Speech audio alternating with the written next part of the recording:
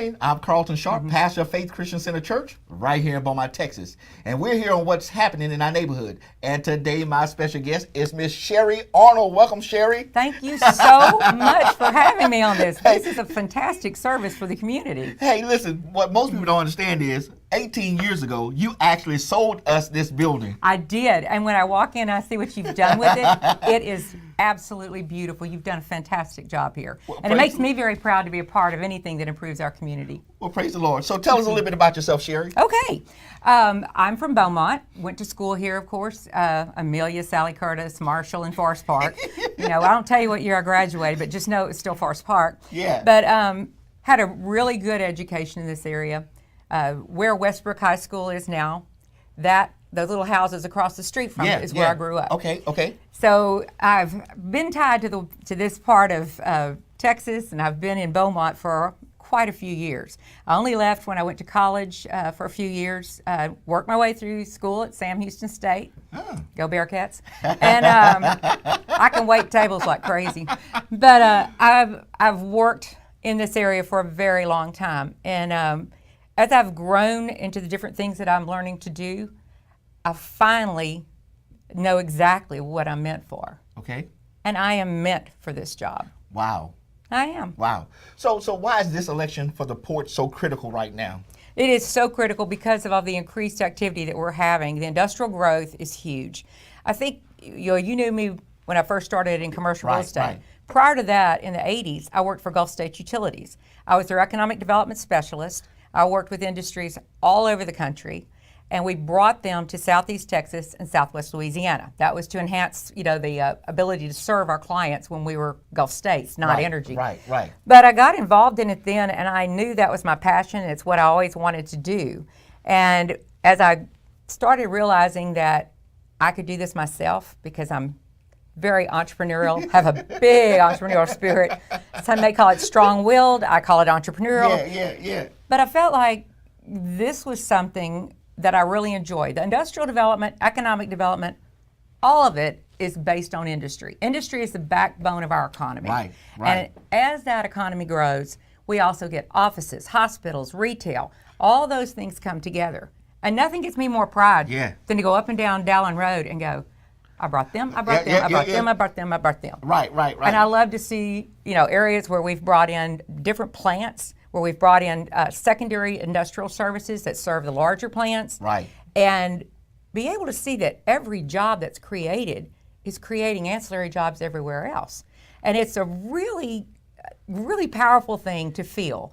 And, maybe nobody even knows our company because we kind of keep it under the radar. We don't get, billboards, and we don't splash everywhere. But there's a lot of pride in literally thousands of jobs that we've brought in the last 24 years. And it's been a tough job. It's never easy. Yeah. Especially 09 and 10. But we made it, and we've done really well. It is my forte. It's what I know. So what unique skills do you bring to the commissioners on the port? I think there's a number of things that I bring as a strength to this commissioners board. First of all, I run a business, and the port is a business. It's a business. It is not some fluffy thing. A $320 million business. Yeah, it's not cheap. But I think what I bring is the knowledge. Well, I make the paychecks every 2 weeks. Nobody's ever missed a paycheck with me. I know how to manipulate and work with things to be sure to get the most bang for your buck, the most value out of your dollar. And I'm very good with budgets and understanding what's the best way to be able to accomplish your goals without spending a ton of money. Right. And I think that's real important, and it's one of the things that I think is important for me because I am a businesswoman and the only business person that's running. And secondly, I have leadership skills that I find have been nationally recognized, locally recognized. I've been the Athena Award winner for the Chamber of Commerce here locally, Greater Beaumont Chamber of Commerce, and just recently won the Leadership Award for the nation for Coldwell Banker Commercial. And that was a big honor to me. I mean, it was huge. And it also helped me to work more toward my goals, which is I try very hard to mentor women into more larger positions, better positions, expand their knowledge, and help them to get better jobs. I mean, That's what this is all about. Yes. We want more for our kids. Yes. I mean, and the best news, both of my daughters have moved back to Beaumont. Wow. Wow is right. They've been gone a long time. But both thought, what a great opportunity to be back in town with my mother, will kill me if she hears this, she's 90. We won't tell anybody, but everybody watching today. But she's in great health. And 2 brothers and their families. I mean, I have a great amount of family here. And then having the 2 daughters and their husbands here is just a blessing for me. It's the most wonderful thing that's happened. And about 4 years ago, I went to San Antonio and opened a branch office over there.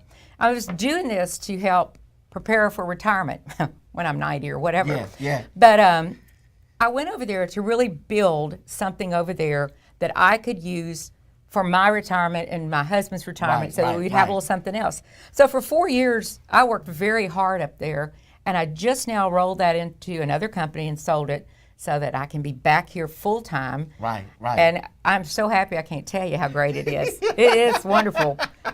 You know, it's one of those things in life that everything aligned. It just came together right, and they knew how much I loved the port. I've worked with them for years and years. Right. I've got a YouTube video that has something to do with my company, but it was done at the port because that's the place I feel most comfortable. Right. And the other thing I feel like I have a good handle on is on the tax burden, because I think taxpayers are very involved and want to know, why are we paying more taxes right now? Right. If we got a bond issue, we're still paying taxes, what does this mean? And I will tell you, I've spent a lot of time at the port going through this to understand clearly that I know we can decrease those tax rates within 1 to 3 years to a degree that you will find it noticeable. Wow. And we've had a lot of conversations about this, and it has to do with the infrastructure that's being done and how the bonds work. So I feel like I've got a real good handle on that. And like I said, having business knowledge, being able to be a true leader that knows how to get a consensus. Right.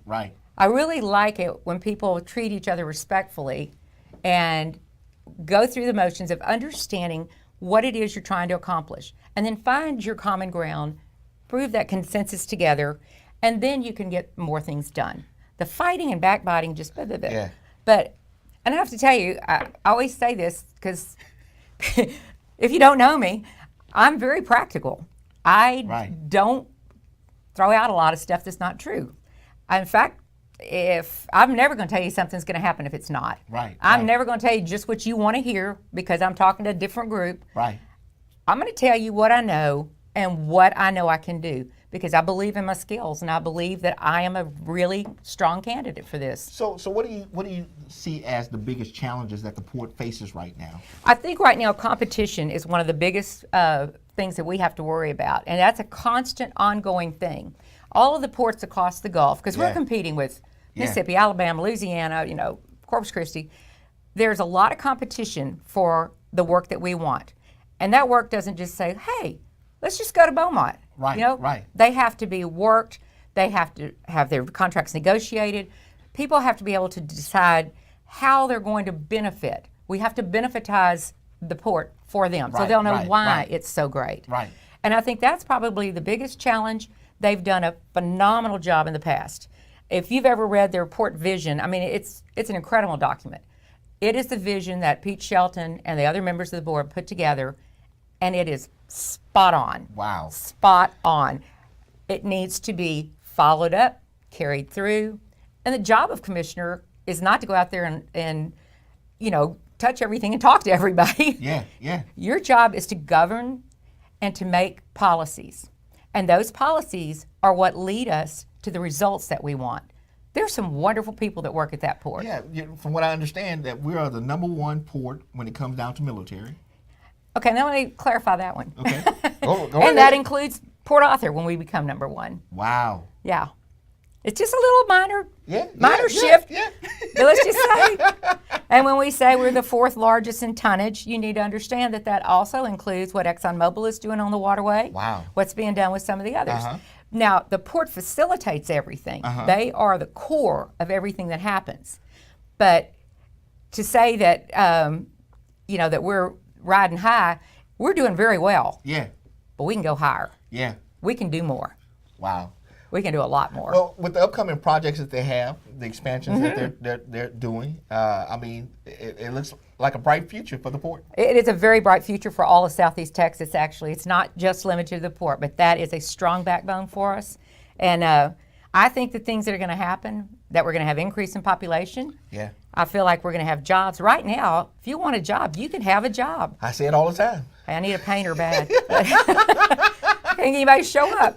But it's just, there are jobs out there and there are opportunities for people.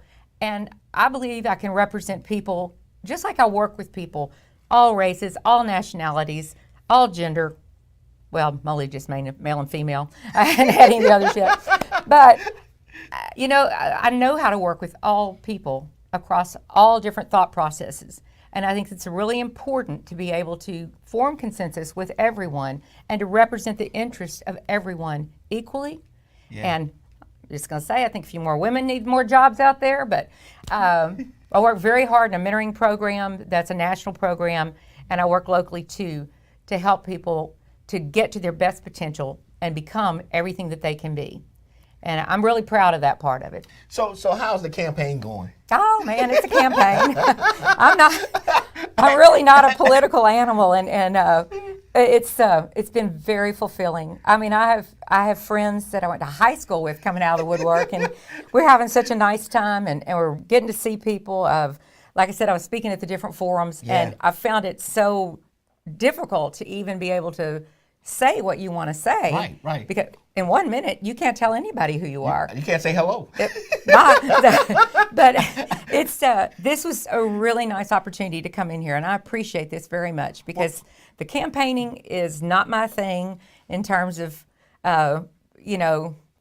saying this, saying that. I don't want to be involved in that. Right. I just want to tell you why I'm the best candidate for it. Well, and this forum allows each candidate to come and just say what they need to say instead of trying to cut you out and get a sound bite because 10 seconds. 10 seconds. No, we wanted to give you ample enough time to say, hey, this is who I am. This is what I'm running for. Well, I appreciate that because it's been a really good opportunity to do this. And I guess if there's any questions you want to ask me, I'm open. I'm an open book. Yeah.